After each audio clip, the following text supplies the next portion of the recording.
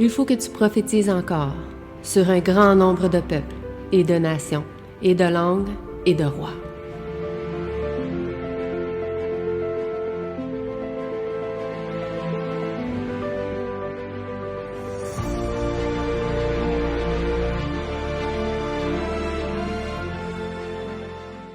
Bonjour encore une fois à chacun de vous. Aujourd'hui, nous allons continuer ce que nous avons débuté la semaine dernière, à savoir le message du deuxième ange, partie 2.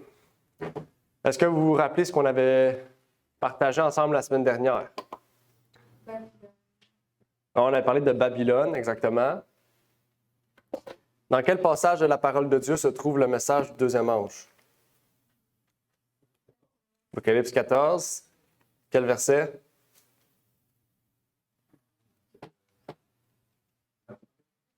OK. Verset 8. Verset 8, exactement.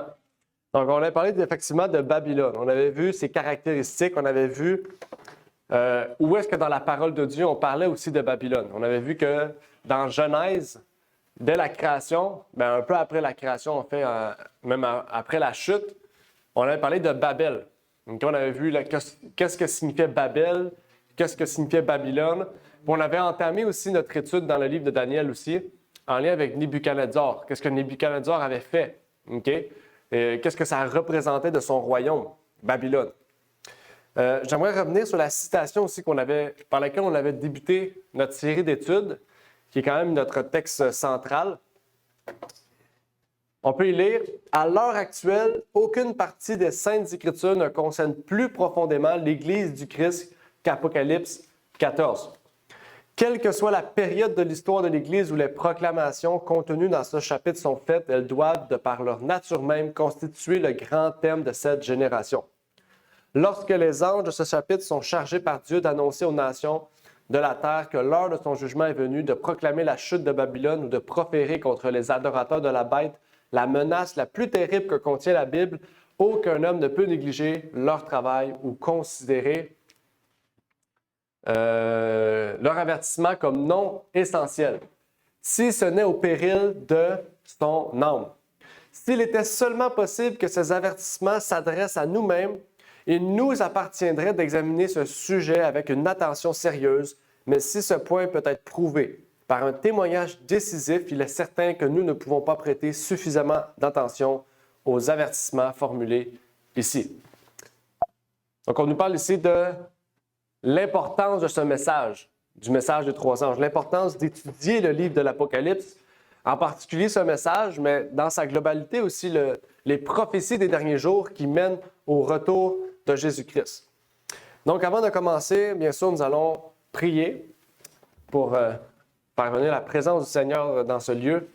Donc, notre Père Céleste, puisses-tu nous bénir en ce moment, en ce matin, Seigneur, que tu puisses permettre, Seigneur, que ce message puisse toucher les cœurs et que vraiment ton esprit puisse parler, que ce ne soit pas moi, mes idées, mes opinions, mes choses personnelles, mais que ta parole, ta vérité puisse être dite, Seigneur, et que tu puisses m'effacer, Seigneur, de ce message et que tu puisses vraiment te mettre dans le centre de ce message et que ton esprit, Seigneur, puisse être dans ce lieu.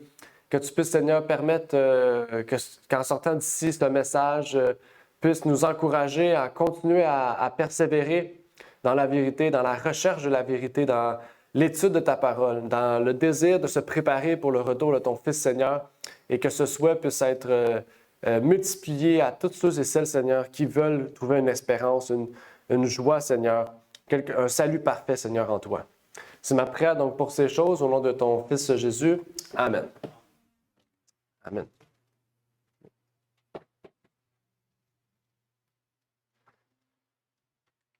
Notre texte de base se trouvait dans Apocalypse 14, verset 8. Qu'est-ce que disait ce passage, qui était le passage essentiel de la dernière fois et qui sera le même aujourd'hui? On va relire notre texte du jour, donc. Et un autre ange le suivit en disant, elle est tombée, Babylone, la grande ville, parce qu'elle a abreuvé toute la nation du vin de la fureur de son impudicité. Daniel, au chapitre 12, nous dit que son livre sera scellé jusqu'au temps de la fin. Donc, la compréhension, on pourrait dire, dans sa puissance des prophéties des derniers jours, va être compris à la fin des temps. Est-ce que vous croyez aujourd'hui que nous sommes à la fin des temps? Est-ce que vous croyez que nous sommes peu de temps avant que Jésus revienne? Si vous croyez que donc les prophéties sont déliées. Ça veut dire que le livre de Daniel et de l'Apocalypse peuvent être compris dans sa plus grande ampleur, en fait. Il n'y a rien qui nous empêcherait de comprendre une partie de l'Apocalypse ou de Daniel. On peut la comprendre dans toute sa splendeur. Eh bien, on sait que ces messages, la compréhension du livre de l'Apocalypse, s'est faite au fur et à mesure. Okay? Plus qu'on avançait vers la fin, plus que le livre était compris, était mieux compris. Et on a vu que le message du premier ange a été prêché en 1840 quand les grandes églises du monde entier, les églises protestantes du monde entier, se sont unies pensant que Jésus allait revenir bientôt à cause d'une prophétie de Daniel 8, verset 14. Et ils ont prêché ce message-là en disant que le jugement de Dieu allait venir bientôt. Et donc, ce message du deuxième ange doit se situer après ce message du premier ange. C'est ce qu'on va voir aujourd'hui. On va étudier cela, on va essayer de comprendre aussi qu'est-ce qu'il y en est. Puis on va terminer aussi sur notre étude de Babylone, puisqu'on ne l'avait pas encore terminé, c'est ce qu'on va faire maintenant. Il y a un lien étroit entre le peuple de Dieu et Dieu. Première question qu'on pourrait se poser. Qu'est-ce que Dieu a utilisé pour prêcher son nom, proclamer son nom à Babylone? Dieu a utilisé Daniel et ses amis. À travers toute l'époque on pourrait dire, quand le peuple d'Israël a été expatrié en Babylone, Dieu a utilisé Daniel et ses 3 compagnons pour proclamer la vérité aux Babyloniens ou aux Chaldéens. On les appelait les Chaldéens. On ne les appelait pas vraiment Babyloniens, on les appelait les Chaldéens. Okay? Le chaldéen, c'était même une langue qui était utilisée. Daniel a utilisé cette langue entre le chapitre 4 et le chapitre 7 de son livre. Okay? Si vous vous rappelez, allez voir, ce n'est pas en hébreu que Daniel 4 à 7 a été écrit, mais en chaldéen. Okay? Et Dieu a utilisé son peuple pour enseigner aux Babyloniens la vérité, pour révéler le grand nom de Dieu. Il a utilisé aussi Jérusalem à travers tous les siècles, à l'époque du Christ, mais avant le Christ et à l'époque du Christ, il a utilisé Jérusalem pour être un exemple, pour être son peuple. Dans Nombre 15, verset 41, on peut y lire « Je suis l'Éternel votre Dieu, qui vous a fait sortir du pays d'Égypte pour être votre Dieu. Je suis l'Éternel votre Dieu. » Dieu dit que son peuple, okay, Dieu a un peuple. Okay? Dieu n'a pas dit « je serai un Dieu ». Je serai un Dieu pour vous. Non, il dit « je serai votre Dieu ». Okay? Donc Dieu dit que son peuple, c'est à lui. Okay? Juste pour vous dire qu'il utilise, quand il dit « votre », c'est personnel. Okay? Donc Dieu a dit qu'il voulait être le Dieu d'un peuple en particulier. Il voulait être le Dieu du peuple d'Israël. Il les a fait sortir pour être son Dieu. Okay? Il y a 200 versets dans la Bible qui démontrent que le Dieu du ciel est le Dieu d'Israël et qu'il les a fait comme étant son peuple, son représentant sur terre. En regardant le verset Dieu, okay, on remarque aussi l'importance d'Israël en tant que peuple de Dieu. Okay? On regarde dans toutes les prophéties de la Bible, mettons Ésaïe, on dit Dieu est saint, saint, saint. On utilise à beaucoup de fois dans la Bible le nom de Dieu et on le répète souvent pour montrer l'importance que le peuple d'Israël portait envers Dieu. Pourtant, on sait que Satan va tout faire pour détourner l'attention du vrai Dieu. Il va imiter, il va mentir, puisqu'il est le menteur par excellence, tel que décrit dans Ésaïe 14, versets 12 à 14. « Comment es-tu tombé du ciel, astre brillant? » Astre brillant signifie Lucifer, fils de l'aurore. « Comment as-tu été abattu à terre? Toi qui foulais les nations. Tu disais en ton cœur, je monterai aux cieux, j'élèverai mon trône par-dessus les étoiles de Dieu, je siégerai sur la montagne de l'Assemblée, aux régions lointaines de l'Aquilon. Je monterai sur la hauteur des nues, je serai semblable au Très-Haut. » Qu'est-ce que Satan faisait pour détourner l'attention du vrai Dieu. Qu'est-ce que Satan a fait au temps d'Israël pour détourner l'attention du vrai Dieu? Il a utilisé des idoles. OK? On dit des hauts lieux. Les hauts lieux, c'était des temples. OK? Que Satan érigeait, le peuple érigeait, pour faire des faux dieux. Est-ce que vous voyez des idoles physiques aujourd'hui, à part dans les peuples idolâtres? OK? Mettons, les bouddhistes, hindouistes ont des statues de faux dieux. Est-ce qu'on en voit? Non. Donc, Satan doit user d'un stratagème différent pour que nous soyons idolâtres. Sinon, on peut dire que dans le christianisme, l'idolâtrie n'existe plus. Okay? Mais Satan doit utiliser un autre stratagème que les images physiques pour que nous puissions nous détourner de Dieu. Et c'est ça qui est intéressant. C'est que Satan a effectivement utilisé un autre stratagème pour nous détourner du vrai Dieu sans pourtant qu'on voit l'idolâtrie. OK? Il n'y a pas de statue. Si par exemple j'adorais un faux Dieu, il n'y a pas de statue. OK? Mais par exemple, je peux vous parler de quelque chose, une idée de Dieu qui est faux. OK? Sans pourtant avoir une idolâtrie physique, littérale. Et donc, une des caractéristiques de Babylone, c'est que, dans la 7e, c'est que Babylone est le peuple de Satan contre Dieu. Babylone, c'est l'église de Satan. Dans l'Apocalypse, on dit que Satan avait son siège dans l'église. On dit que Satan avait sa synagogue. On dit la synagogue de Satan. C'est l'église de Satan. C'est la même chose. Apocalypse 2. Okay? Donc, Babylone, c'est une entité qui va opérer contre le peuple de Dieu. Okay?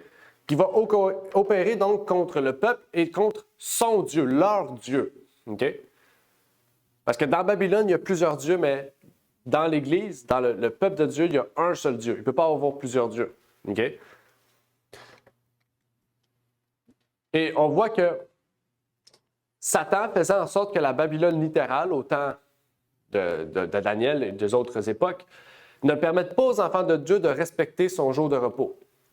Dans Psaume 50, verset 6, il dit « Et les cieux proclament sa justice, car c'est Dieu lui-même qui vient juger. » Dieu est le juge, c'est-à-dire les cieux proclament sa justice, car c'est Dieu lui-même qui vient juger. Dieu juge. Dieu juge sur une base juste. Okay? Et la base juste sur laquelle il juge les peuples et les nations, c'est sa loi. Sa loi qui contient 10 commandements. Donc, Babylone, de base, si Babylone nous empêche, nous empêche de suivre la loi de Dieu, en mettant une fausse loi ou en mettant une idée de la loi, je vous donne un exemple. Si demain matin, le Québec dit que le meurtre est légal, est-ce que vous allez commettre un meurtre? Vous avez le choix entre la loi de Dieu et la loi des hommes. J'avais le choix entre la loi de Babylone et la loi du Dieu juste. Okay? Donc, vous choisissez. Okay? Babylone, qu'est-ce qu'ils ont fait de Babylone au temps de Daniel? Ils ont dit, tout le peuple doit se prosterner devant la statue. Donc, eux, ils disaient littéralement, tout le peuple doit nous idolâtrer, en fait.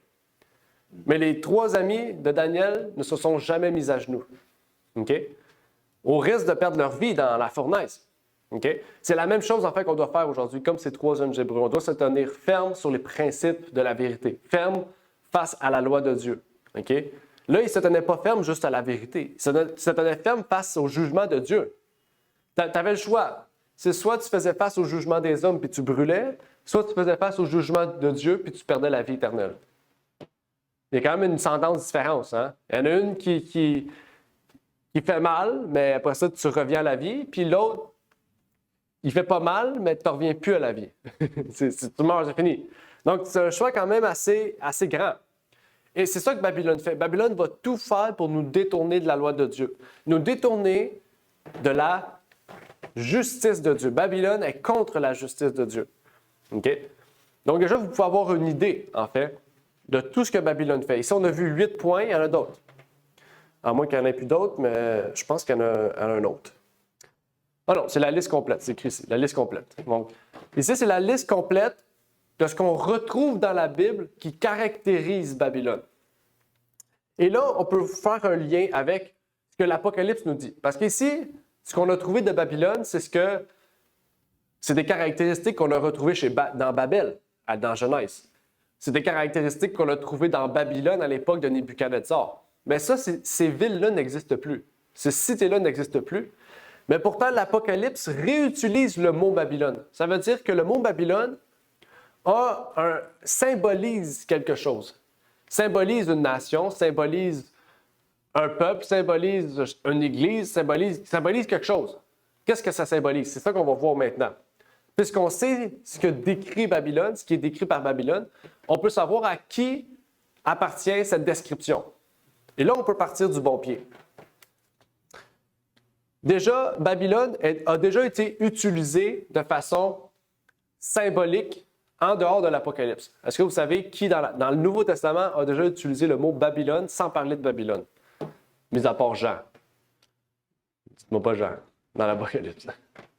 Je ne vais pas vous le montrer. Est-ce que vous avez une idée? Il y a un passage en dehors de l'Apocalypse où on utilise Babylone comme un terme symbolique. L'Église est à Babylone.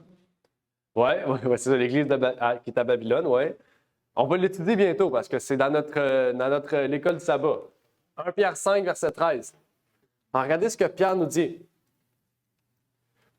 La communauté des élus qui est à Babylone et Marc, mon fils, vous salue. Le problème ici que Pierre a, c'est que Babylone n'existe plus. Dieu a dit, je vais faire tomber Babylone et ça sera un repère de chiens, de chats, d'ânes, ça sera un repère d'animaux, plus d'humains. Donc, Pierre fait référence à qui, à quoi ici? C'est qui ou quoi Babylone? OK, il y en a qui disent Rome. C'est plausible. OK? C'est plausible parce que à l'époque de Pierre, Rome était vue comme Babylone. OK? Vous pouvez aller étudier Joseph, j'ai oublié comment il s'appelle, l'historien juif Joseph. OK? Joseph, qui était un représentant de Rome, OK? Il était juif. C'est lui qui a écrit l'histoire du judaïsme à l'époque de Jésus, jusqu'à la destruction de Jérusalem. Puis lui-même, dans son livre, il identifie Rome comme étant Babylone. Okay? Donc, c'était un concept général dans le christianisme et même dans certaines sphères juives.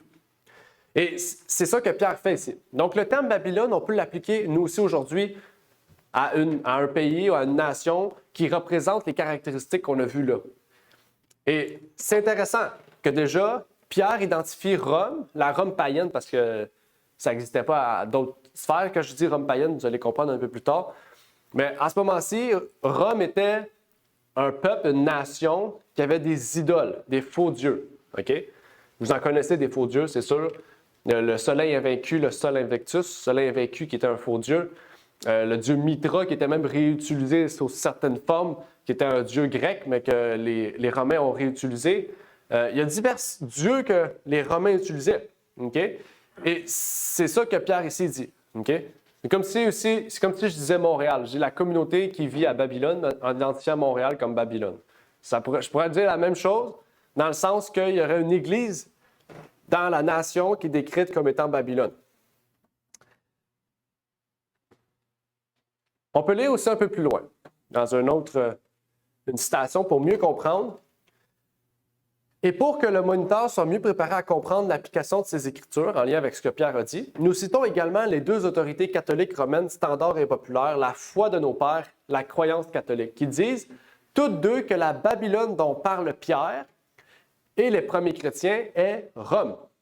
Donc, même les pères de l'Église du premier siècle identifiaient Babylone comme Rome. Okay? Et quand le Seigneur dit qu'elle est elle-même une prostituée et la mère des prostituées des abominations de la terre, il n'y a pas d'abus quand nous disons ou quand quelqu'un dit, d'autres dit que c'est ce qu'elle fait ou ce qu'elle est. Première question. Est-ce que la Rome païenne amenait, parce qu'elle n'existe plus, est-ce que la Rome païenne, c'est-à-dire la Rome au temps de Jésus puis après, amenait la confusion? Oui. Exactement. Est-ce que Babylone était dominée par un homme et non par Dieu? Oui, il y avait un César. Puis le César, il était le roi suprême sur sa nation. Il faisait ce qu'il voulait. Est-ce que Babylone était la porte d'entrée pour l'idolâtrie? Oui. Hein? Est-ce que Babylone méprisait la volonté de Dieu? Oui, ils ont persécuté des milliers de chrétiens. Est-ce que Babylone se dit être éternelle? La Rome, je veux dire, se disait être éternelle. Oui, il voulait dominer éternellement. OK? Le terme César, c'était un terme qui représentait la divinité. Donc, un peu comme les pharaons. Pharaon, c'était un terme divin qu'on attribuait à l'homme qui dirigeait le pays. On disait que les Osiris et les faux dieux étaient dedans cet homme-là qui représentait la divinité sur terre. C'est un peu comme l'Église catholique romaine. Le pape représente Dieu sur terre littéralement. C'est lui qui a l'autorité suprême. On continue. Babylone se dit être universelle. À Rome se disait être universelle, contrôler tous les endroits du monde habité. Puis elle voulait exterminer tous ceux et celles qui se mettaient sur sa route. Rome est le peuple de Satan contre Dieu. Là, il faut différencier. Les Romains n'étaient pas les représentants de Dieu. Le pays de Rome, la cité de Rome, la nation romaine était le représentant de Satan. Mais pas les Romains en tant que tels. Ce pas tous les Romains qui étaient Satan. Là. Sinon, Corneille il serait converti, ça veut dire qu'il serait satanique. Ça ne marche pas. Vous comprenez. Est-ce que Rome était contre la justice de Dieu? Oui. OK? Pour dire des absurdités qui existaient à l'époque romaine, les femmes n'avaient pas le droit de boire, mais les hommes avaient le droit de boire. Les femmes n'avaient pas le droit d'avoir plusieurs hommes dans sa vie, mais les femmes n'avaient pas le droit d'avoir plusieurs maris, mais les hommes avaient le droit d'avoir plusieurs femmes. Okay? Donc ça, déjà, c'est de l'absurdité. C'est de l'absurdité totale. C'est de l'injustice totale. Donc, on voit ici qu'une nation, la Rome païenne, pouvait représenter parfaitement ce qu'on retrouve comme description au travers de la parole de Dieu. Et en fait, c'est pour ça en fait, que les chrétiens, les premiers chrétiens, utilisaient un dialecte ou des codes pour discuter entre eux. Parce qu'à Rome, quand tu disais que tu étais chrétien, tu étais propice à la persécution. Donc, c'est pour ça qu'on dit que le poisson était utilisé à Rome. Okay? Quand on disait qu'on était chrétien, il y en a un qui faisait une moitié, puis l'autre faisait l'autre moitié du poisson. Puis là, ça révélait qu'on était chrétien. C'est parce que, justement, à l'époque, c'était assez difficile de pouvoir en parler publiquement. Et, attendez, parce que là, je me perds dans mes notes. Mais on retrouve aussi ici que Pierre utilisait donc cette idée de Babylone comme étant symbolique. On a parlé de ça en ce moment juste pour vous dire que l'Apocalypse, on peut très bien parler aussi d'une nation qui représente, qui symbolise Babylone, qui n'est pas littéralement Babylone, mais qui symbolise, qui représente les caractéristiques qu'on retrouve dans Babylone. On va lire d'autres textes de la parole de Dieu au travers du livre de l'Apocalypse pour comprendre qu'est-ce qu'il y en est. Vous allez voir que c'est beaucoup plus clair. OK? Plus tôt, la dernière fois, on a pu étudier Jérémie et Apocalypse 18. On a lié ensemble ces deux passages-là parce qu'Apocalypse 18 reprenait les mêmes idées que Jérémie. Maintenant, on va lire Apocalypse 17, 1 à 5. Pour ceux qui ont déjà lu ce texte, vous allez comprendre.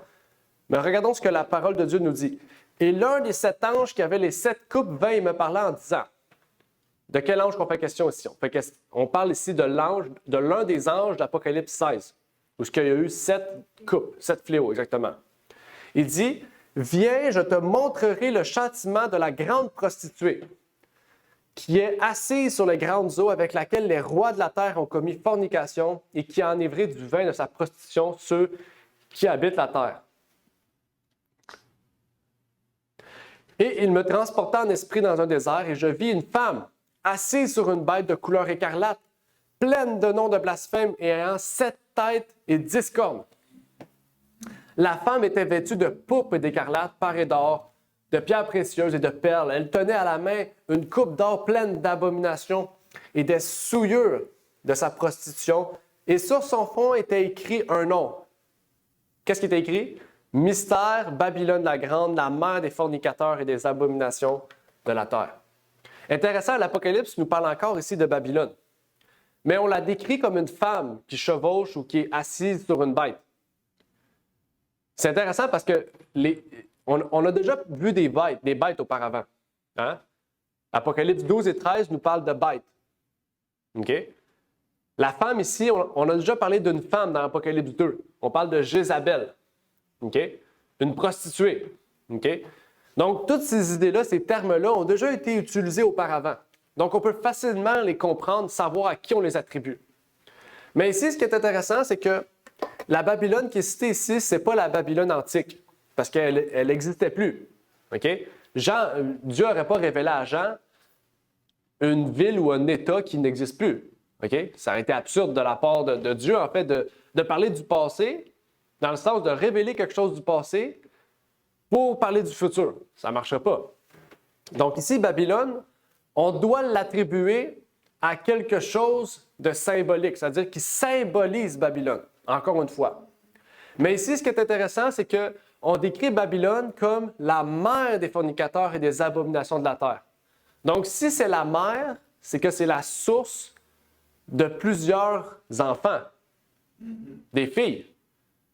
Okay? S'il y a une mère, c'est parce qu'il y a des enfants. Une mère, ça peut procréer. Okay? Donc, Babylone est la source première de plusieurs faux systèmes. Là, il faut savoir c'est qui cette Babylone, c'est qui cette grande mère. On a déjà identifié celle de Pierre à la Rome païenne. Vous êtes d'accord? Okay? Même les pères de l'Église sont d'accord. Donc, qui pourrait par la suite représenter Babylone? Qui pourrait être identifié, en particulier dans Apocalypse 17, je veux dire, à Babylone? On va revenir à ça dans quelques instants. J'aimerais plutôt, avant, lire un autre passage. Dans Ézéchiel 16, 15 et 16. « Mais tu t'es confié en ta beauté. Tu t'es prostitué à la faveur de ta renommée. Et tu as prodigué tes prostitutions en tout passant, en te livrant à lui. Tu as pris de tes vêtements, tu t'es fait des hauts lieux, garni d'étoffes de toutes couleurs, et tu t'es prostitué, chose qui n'était point arrivée et qui n'arrivera plus. » De qui qu'on parle ici? Dans Ézéchiel. On parle du peuple d'Israël. Okay? Donc, même Israël était identifié comme une prostituée, comme une Babylone. Okay? Pourquoi? Parce qu'elle s'est prostituée avec d'autres États. Okay? Donc, elle s'est mélangée au monde pour s'accommoder au monde. Quand on s'accommode au monde, c'est parce qu'on baisse nos standards pour que le monde nous voie comme des personnes correctes. Pour pas qu'il nous voie différents et spéciaux. Okay? Ou même une secte. Jésus est appelé la secte. Donc, c'est ça. Mais il y a un autre texte plus loin qui en parle aussi et qui dit « Tu t'es prostitué... » Oups, pourquoi je l'ai mis deux fois?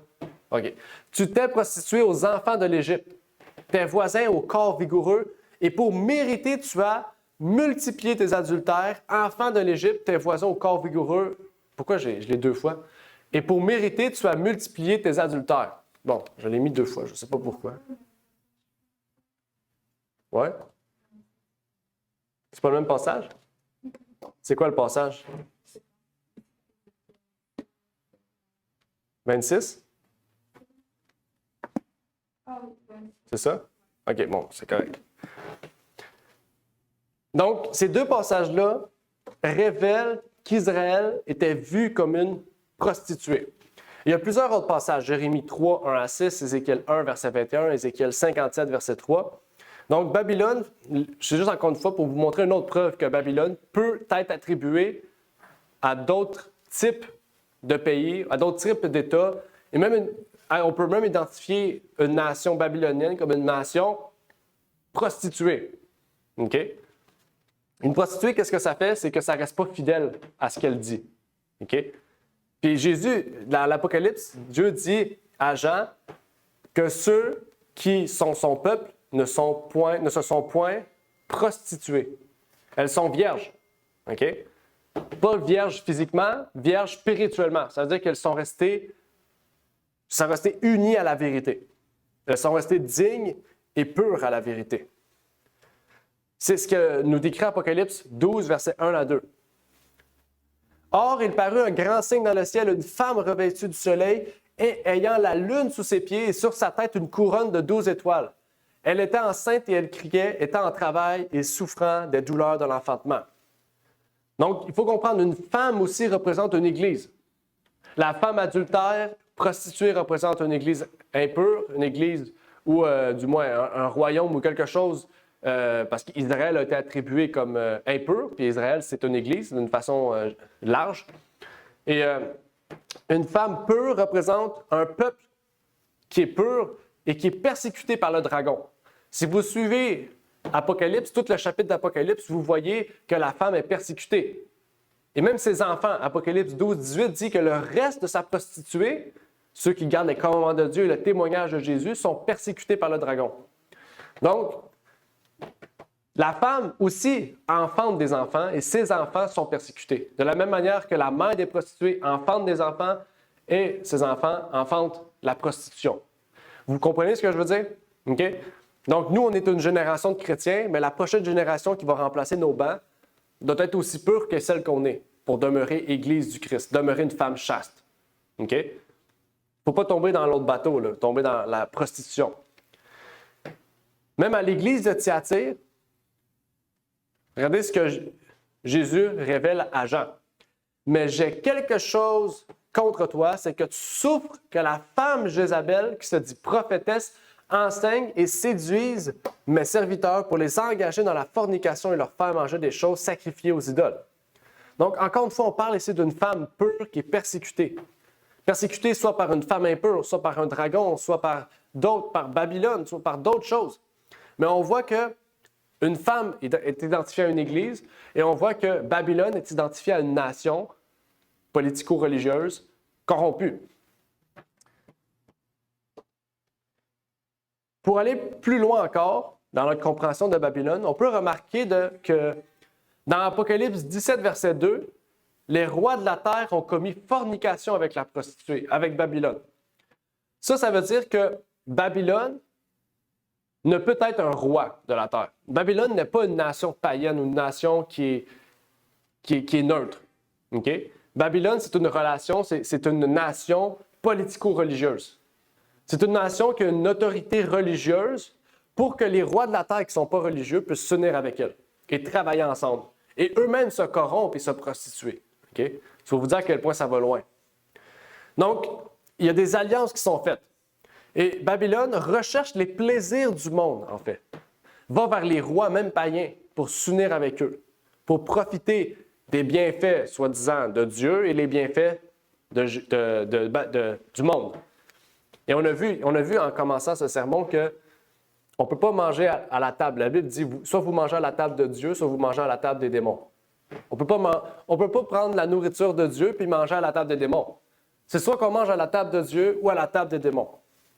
Okay? Mais eux, ils s'associent ensemble, ils s'assisent, ils boivent du vin ensemble, ils se prostituent ensemble. Donc, vraiment, on voit la distinction qui existe entre Babylone ou entre la femme et entre l'Église de Christ et donc la femme chaste. Dans 1 Jean 2, 15, par exemple, on peut y lire « N'aimez point le monde ni les choses qui sont dans le monde. Si quelqu'un aime le monde, l'amour du Père n'est point à lui. » Parce que c'est l'amour du monde qui règne en lui. Et qu'est-ce qu'il fait? Il se prostitue. Okay? Dieu dit « Je suis un Dieu jaloux. » Okay? Je suis votre seul Dieu. Si on se détourne de lui, on se prostitue. Pour lui, c'est comme ça, en fait. Parce qu'on le trompe, en fait. Quand on se trompe, c'est une prostitution. Une prostitution, ce n'est pas nécessairement quelqu'un qui a ça en femme. C'est quelqu'un qui se détourne pour qui a un mari ou une femme qui se détourne pour aller voir un autre. Okay? Et Dieu, c'est ça qu'il dit. Vous voulez vous marier à moi, mais vous allez voir ailleurs. Vous êtes une prostituée. C'est ça que la Bible nous dit. Si quelqu'un aime le monde et les choses du monde, il n'y a point l'amour du Père en lui.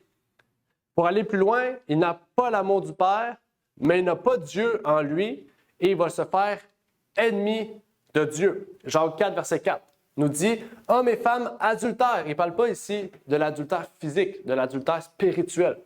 Ne savez-vous pas que l'amour du monde est une inimitié contre Dieu? Vous vous rappelez ce que voulait dire inimitié? On avait étudié ça, okay, l'inimitié. L'inimitié contre Dieu, c'est ennemi de Dieu. Okay? Qui voudra donc être ami du monde se rendra ennemi de Dieu. Ici, Jacques fait la même chose que la façon dont les Juifs écrivent. Il a écrit 2 fois la même phrase, mais dans une structure différente. Okay? L'amour du monde, c'est être ami du monde. Mais inimitié contre Dieu, c'est être ennemi de Dieu. Il l'a répété une 2e fois, sous une forme de question et sous une forme affirmative. C'est important. Toute la Bible, c'est regorge de ça.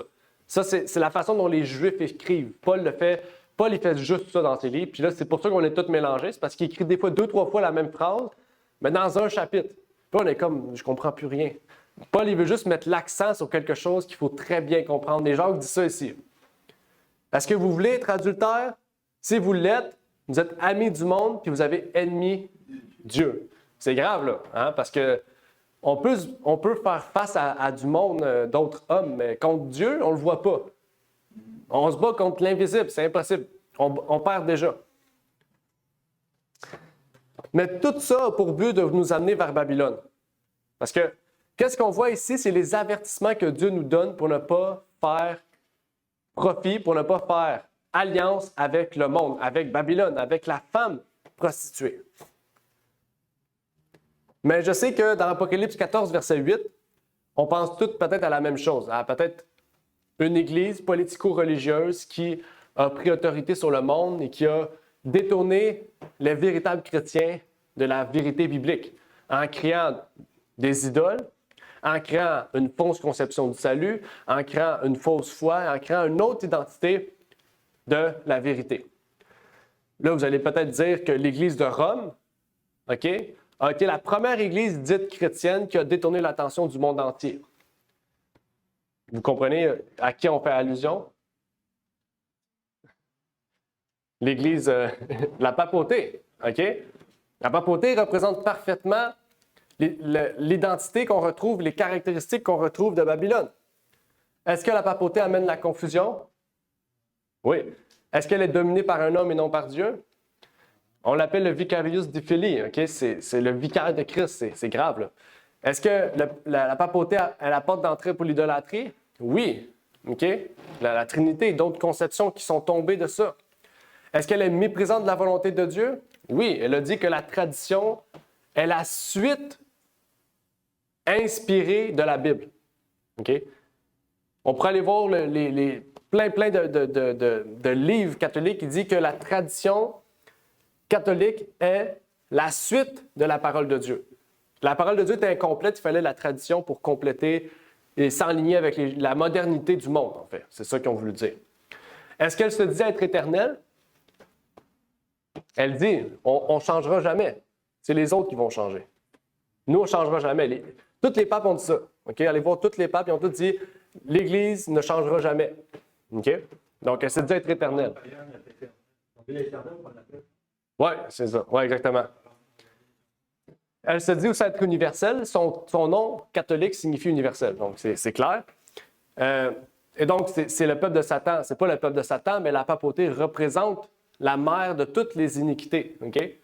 Parce qu'aussitôt que la vérité s'est détournée, il y a eu plein d'autres doctrines qui se sont créées. Puis jusqu'à aujourd'hui, il y a plein, des centaines, des dizaines de doctrines qui sont faites, qui sont créées chaque jour, peut-être pas chaque jour, mais chaque année. Et elle est contre la justice de Dieu aussi. Okay? Contre la justice de Dieu parce que c'est elle qui fait la justice, c'est plus Dieu. C'est elle qui choisit qui est condamnable, qui n'est pas condamnable. C'est elle qui choisissait, toi, tu es une sorcière, toi, tu n'es pas une sorcière. Toi, tu es une sorcière. Si on te naille et tu ne reviens pas, c'est parce que tu es une sorcière. À travers toute l'histoire, ça a toujours été comme ça. Okay?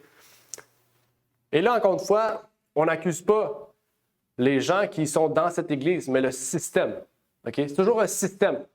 Dieu ne dit jamais que ce sont des gens qui sont responsables ou qui représentent ces systèmes. Okay? C'est toujours un système. Ça veut dire une nation, un peuple, un royaume politico-religieux ou une église politico-religieuse.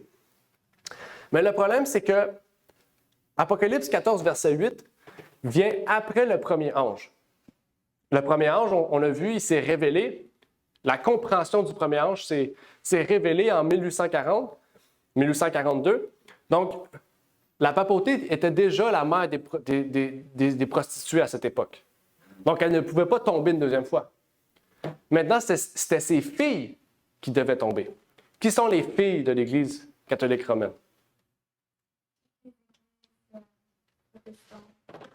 Tous les protestants du monde entier sortent du catholicisme.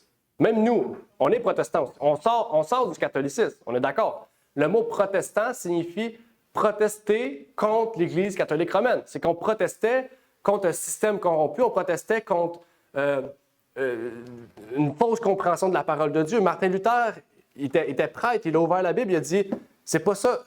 Qu'est-ce que Romain dit? C'est pas ce que l'Église parle de la foi. C'est pas la même chose. L'Église nous dit d'aller écrire puis de donner de l'argent pour que notre âme puisse être sauvée. Mais la parole dit que c'est la foi qui nous sauve. Et là, Martin Luther a fait 95 thèses. Il les a marquées à Wittenberg, le 31 octobre. Ça s'en vient bientôt. À Wittenberg, c'était son église, où ce qui était. Ben, plutôt, on ne dit pas une église, j'oublie le nom qu'on dit dans l'église catholique, c'est une cathédrale. Exactement, ils ont affiché dessus pour que tout le monde les lise, toutes les revendications qu'il voulait apporter à l'Église. Puis après ça, l'Église a dit, Martin Luther est devenu un hérétique, il faut le tuer. Et c'est de là que l'Église protestante, la réforme plutôt protestante, est arrivée. Est-ce qu'on se considère tous comme protestants ici? Des réformateurs protestants? Nous sommes des réformateurs protestants. Okay? La réforme n'arrêtera jamais. Tant aussi longtemps que le système de la papauté existe, nous sommes des réformateurs. Mais exactement. Un problème qui est arrivé, qui a fait en sorte que ces filles sont tombées, que l'Église que l'Église protestante est tombée, c'est qu'elle a décidé, en fait, d'arrêter de réformer et de s'unir avec l'Église catholique. Au lieu de continuer à braver les fausses doctrines qu'elle propageait, elle s'est dit, eh bien, on a tout accompli ce qu'il fallait faire, on arrête. OK? Mais une réforme n'arrête jamais tant aussi longtemps que la personne à qui on combat est encore là. Okay? C'est comme dire, on veut une réforme contre la pauvreté, puis on se dit une journée, bon, on a arrêté la pauvreté. Mais pourtant, il y en a encore. Le combat contre la pauvreté ne va jamais arrêter tant aussi longtemps qu'il y en a. C'est la même chose avec la réforme protestante. Tant aussi longtemps que l'Église catholique romaine va régner en force et en puissance comme aujourd'hui, eh bien, le combat n'arrêtera jamais, en fait. Ce n'est pas un combat physique, c'est un combat spirituel.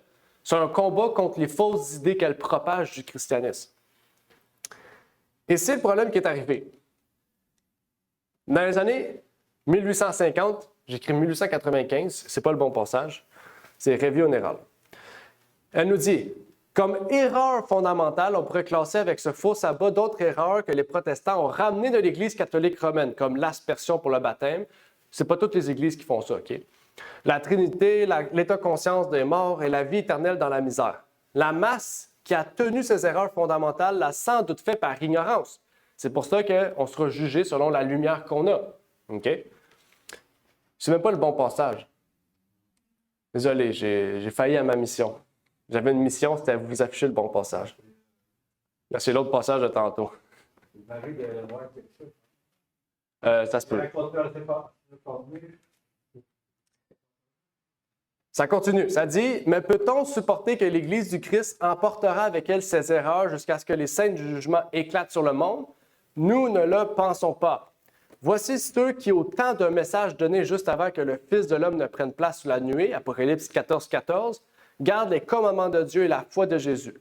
Cette classe qui vit juste avant la seconde avènement ne gardera pas les traditions des hommes. Important. Okay? C'est des traditions. Ni ne tiendra d'erreurs fondamentales relatives au plan de salut par Jésus-Christ. Et comme la vraie lumière brille sur ces sujets et qu'ils sont rejetés par la masse, alors la condamnation viendra sur eux.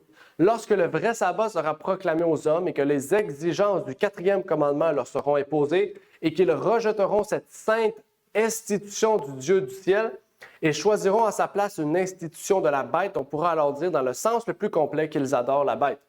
Bon, là, on parle du 3e âge. On va arrêter ici parce que là, il parle du 3e âge. On est en train d'entamer avec le sujet qu'on va parler bientôt. Mais ce qu'il faut comprendre ici, c'est que en arrêtant de réformer, okay, qu'est-ce qui arrive quand on arrête de réformer? C'est qu'il y a une chute morale qui s'annonce. Okay? Il y a une chute morale qui s'annonce. Le gouvernement du Québec nous avait promis une réforme de la santé.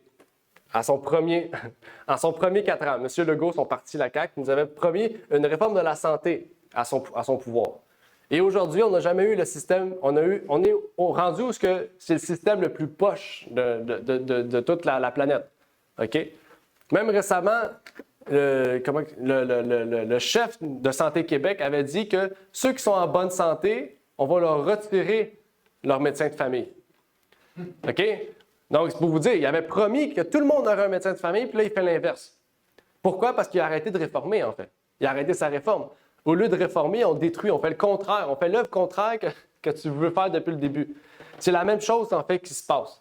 si on arrête de réformer, au niveau protestant, je parle arrêter de réformer la vérité biblique, de mettre à haut niveau la parole et qu'on met plus haut la tradition, eh bien, on arrête de réformer et il y a une chute morale qui s'annonce.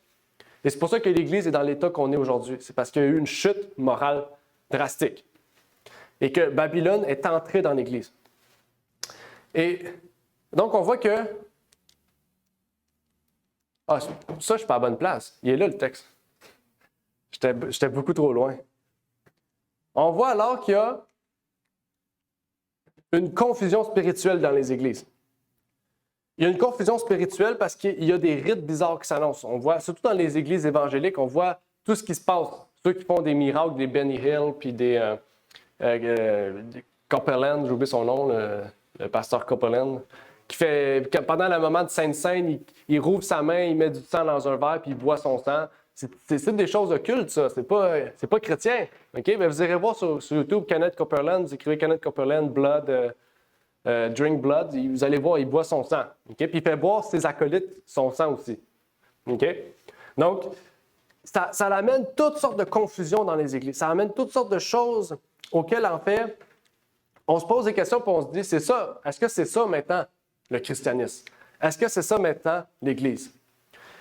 On pourrait continuer avec un passage intéressant qui dit « J'ai assisté à la réunion du camp en septembre 1900 », donc c'est la servante qui parle, qui dit « qui s'est tenue à Muncie, où j'ai été le témoin direct de l'excitation des activités fanatiques de ces gens.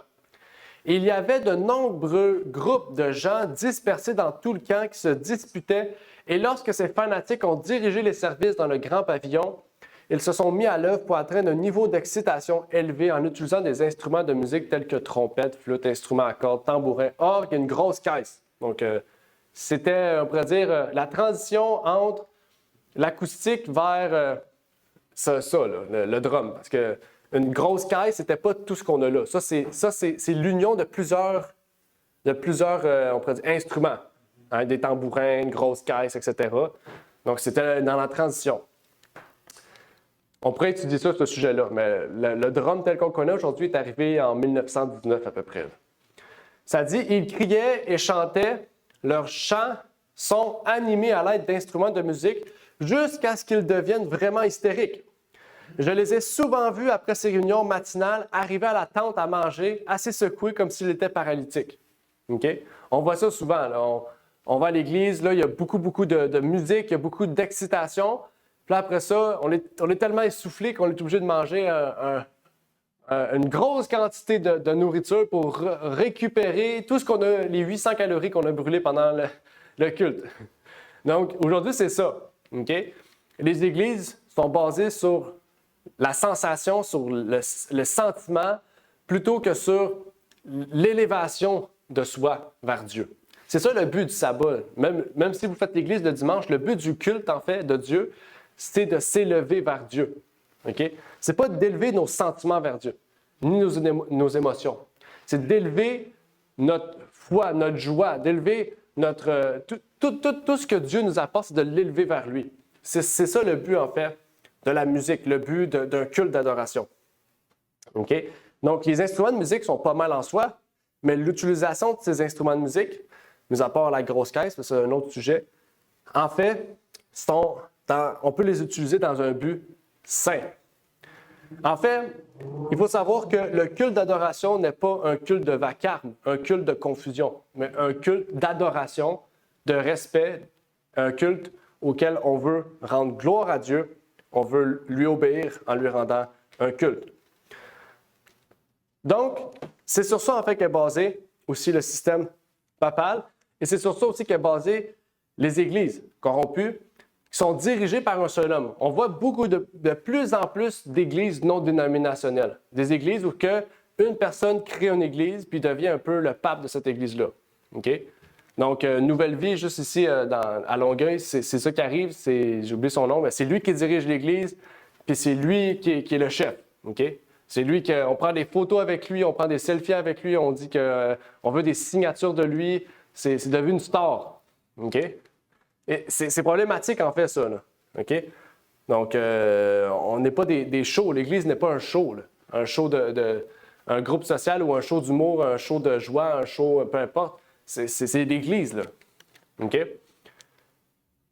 On voit aussi que Babylone est la porte d'entrée de l'idolâtrie et que, en fait, on peut aussi nous-mêmes devenir idolâtres. OK?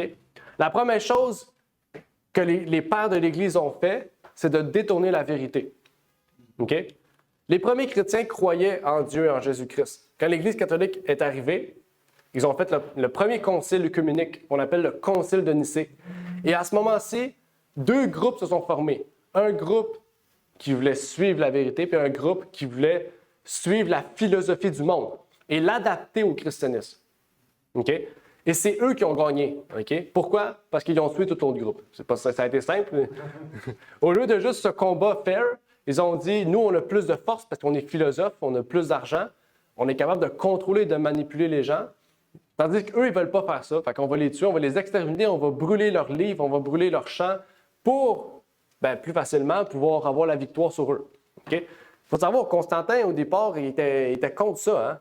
Il avait mis comment il s'appelle, le Athanase. Athanase, c'est lui qui avait amené, pour ceux qui ont ça, c'est comme un triangle où c'est écrit Dieu. C'est écrit Père, Fils, Saint-Esprit, c'est un triangle, puis ça va au centre, puis ça pointe vers Dieu. OK? Ça, c'est le dessin d'Athanase. OK? C'est lui qui a inventé ça. Puis lui, Constantin, il le met en prison parce qu'il disait qu'il était hérétique. Quelque temps après, il l'a sorti de prison, puis il a mis Arius en prison à la place. Puis finalement, il l'a tué en prison. Il l'a exterminé. Okay? Donc, c'est pour vous montrer qu'est-ce qui est arrivé à l'époque. On pourrait étudier ce sujet-là aussi, l'histoire de ces époques-là, parce que c'est quand même assez sombre comme époque. Mais c'est ce qui est arrivé.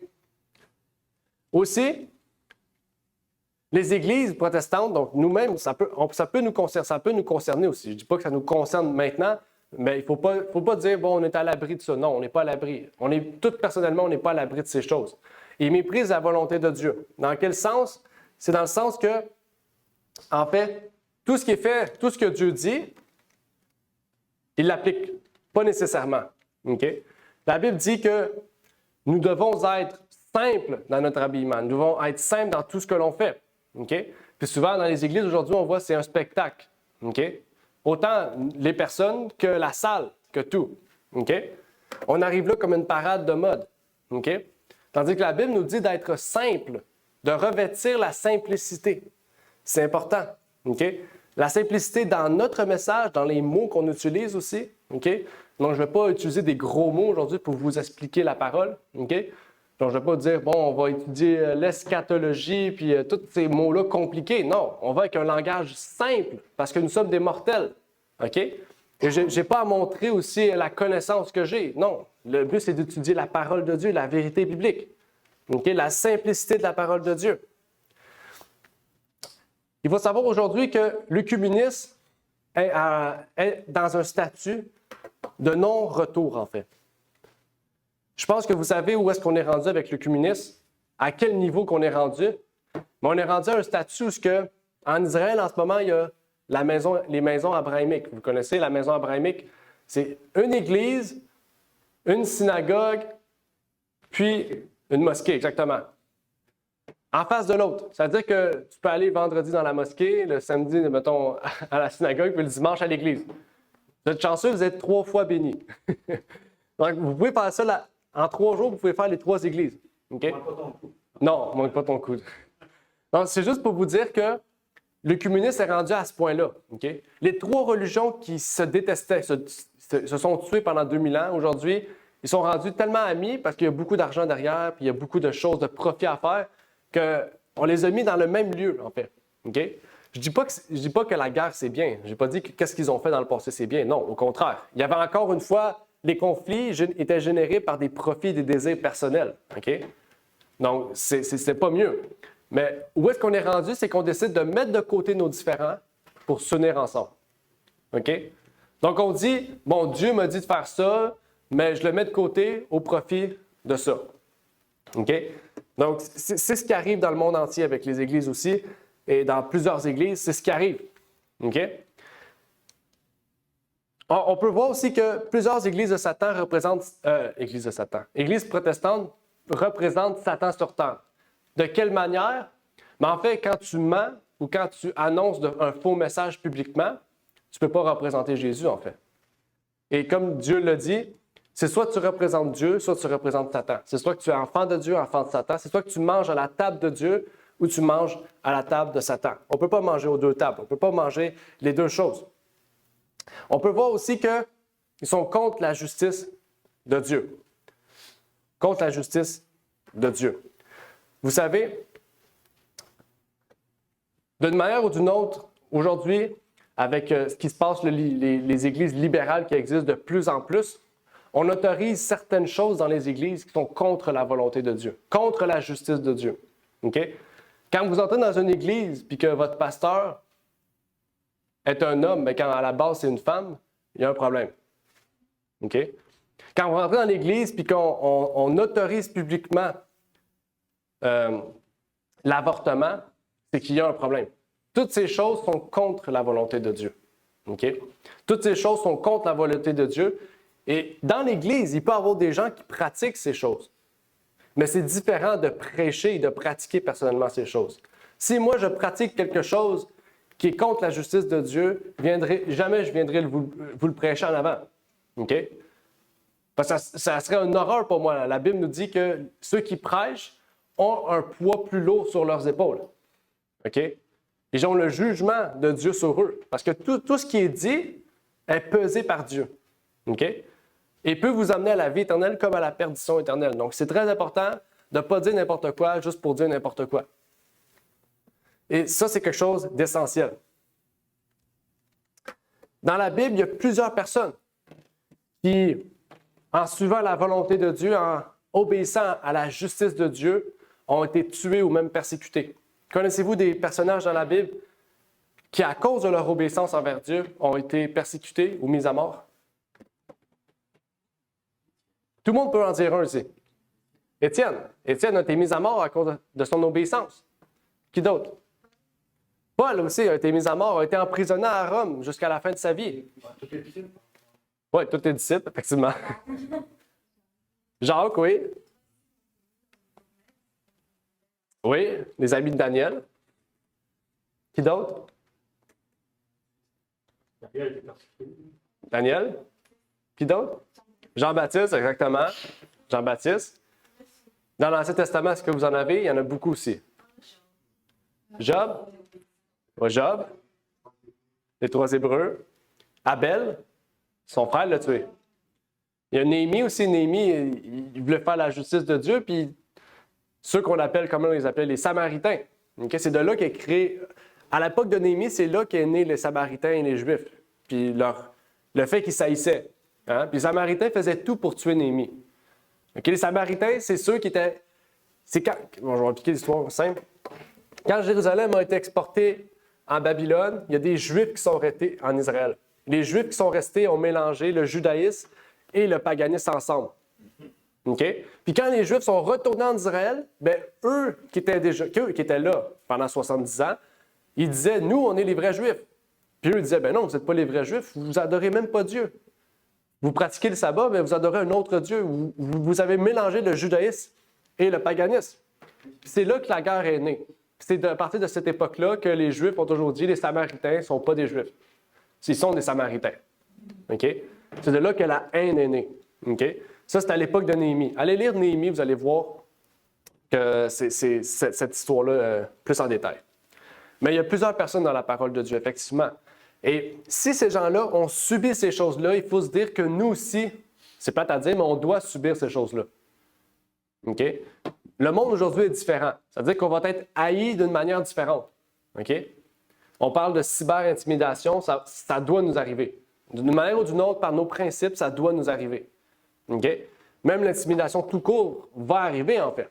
Okay? Par nos principes. C'est obligatoire parce que tous les personnages de la Bible, la plupart ne sont pas morts naturellement. Il y a quand même un signe très grand. On doit se dire véritablement que ceux qui conservent la vérité ne vont pas mourir de façon naturelle. Okay? Tous les réformateurs du protestantisme, la plupart ne sont pas morts naturellement. Ils sont morts en prison, ils sont morts brûlés ou ils ont été décapités.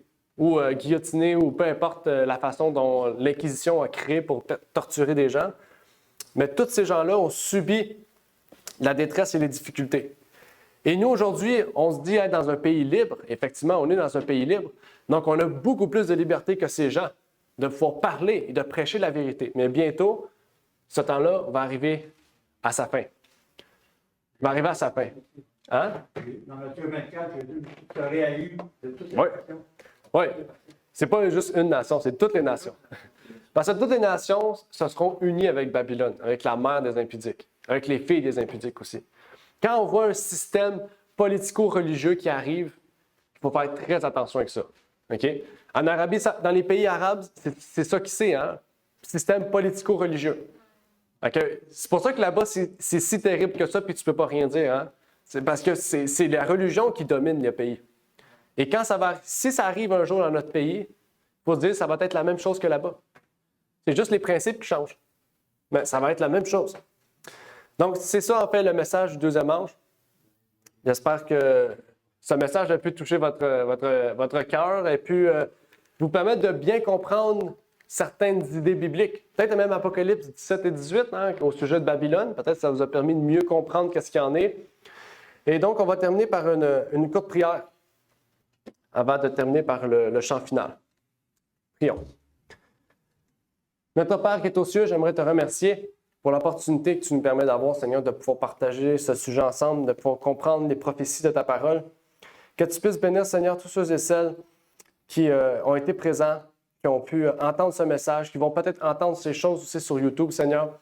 Et que tu puisses permettre, Seigneur, que ta vérité puisse être entendue, Seigneur, et que tout ce qui soit dit ou ce qui soit fait puisse venir de ta parole, Seigneur, et que ce ne soit pas l'homme qui parle, mais que ce soit ta parole qui parle, la vérité qui parle, Seigneur. Et que tu puisses permettre, Seigneur, que la foi que nous avons puisse nous donner l'humilité et la sagesse de reconnaître la vérité, Seigneur, quand nous allons l'entendre. J'aimerais te prier donc pour chacun de nous ici présents, pour la journée, le reste du sabbat que nous avons devant nous, Seigneur. Et je te prie donc pour ces choses au nom de ton Fils Jésus-Christ. Amen. Merci d'avoir écouté cette vidéo. Si vous désirez rejoindre l'œuvre au Québec, veuillez nous contacter par email à asjh1889 de Terrebonne @gmail.com et via Facebook à @asjh1889 de Terrebonne. Merci à vous et que Dieu vous bénisse.